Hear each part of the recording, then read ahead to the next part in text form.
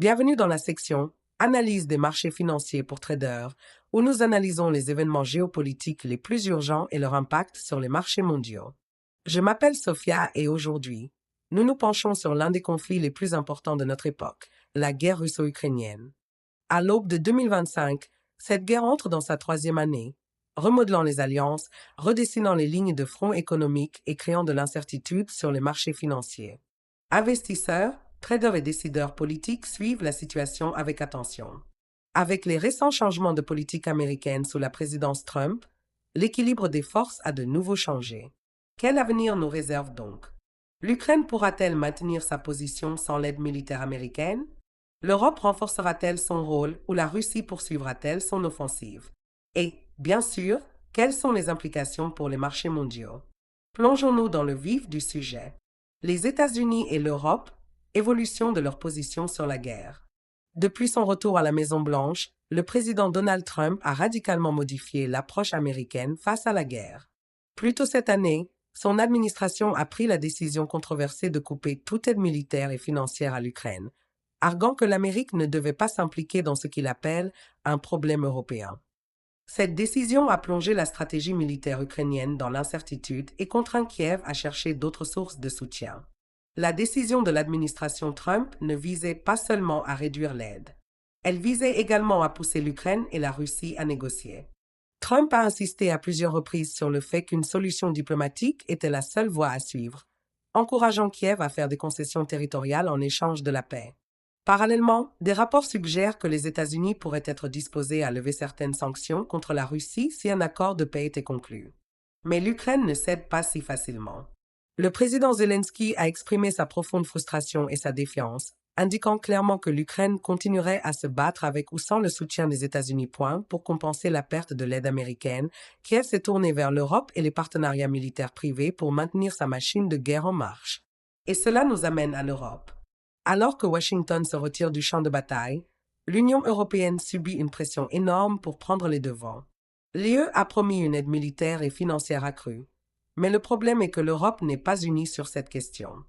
Des pays comme la Pologne et les États baltes restent parmi les plus fervents soutiens de l'Ukraine, exhortant l'OTAN à envoyer davantage d'armes et de munitions. Mais de l'autre côté du débat, l'Allemagne et la France plaident de plus en plus en faveur d'une solution diplomatique, craignant les conséquences à long terme d'une guerre prolongée. Parallèlement, la hausse des prix de l'énergie et l'inflation créent des tensions politiques au sein même de l'UE, rendant difficile le maintien d'un front uni. Compte tenu de toutes ces dynamiques changeantes, examinons les issues les plus probables de la guerre et leurs conséquences potentielles pour les marchés mondiaux. 3 issues possibles de la guerre russo-ukrainienne. Premier scénario, un accord de paix négocié par les États-Unis.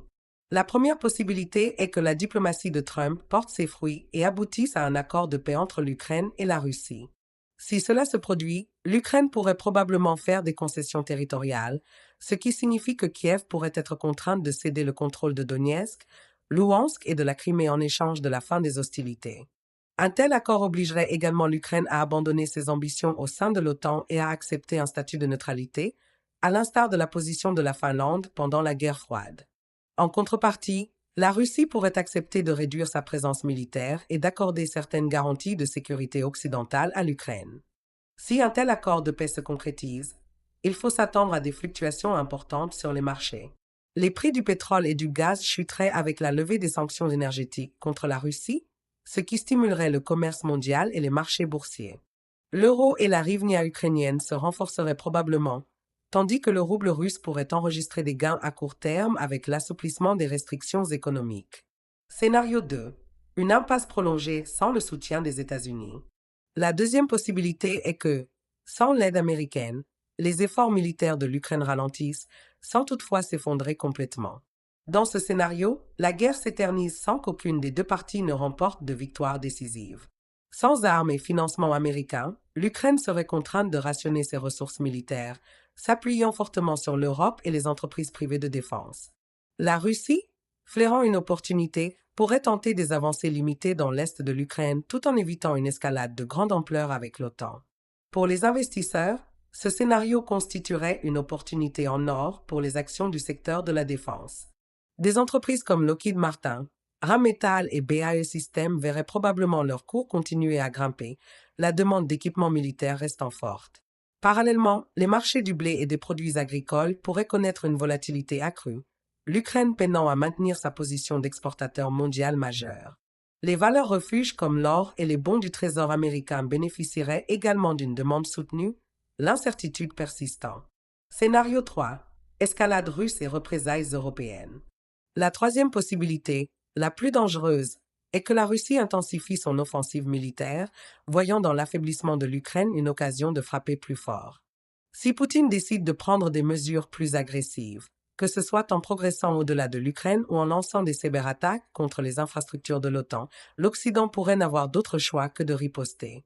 L'Europe pourrait alors être contrainte à une confrontation militaire directe avec la Russie, poussant l'OTAN au bord de la guerre. Il en résulterait un choc économique catastrophique. Chute des marchés boursiers mondiaux, flambée potentielle des prix du pétrole au-dessus de 175 $ le baril et fuite des investisseurs vers des valeurs refuges comme l'or, le dollar américain et le franc suisse. Bien que cette hypothèse reste la moins probable, les traders et les investisseurs doivent rester attentifs à tout signe d'escalade russe.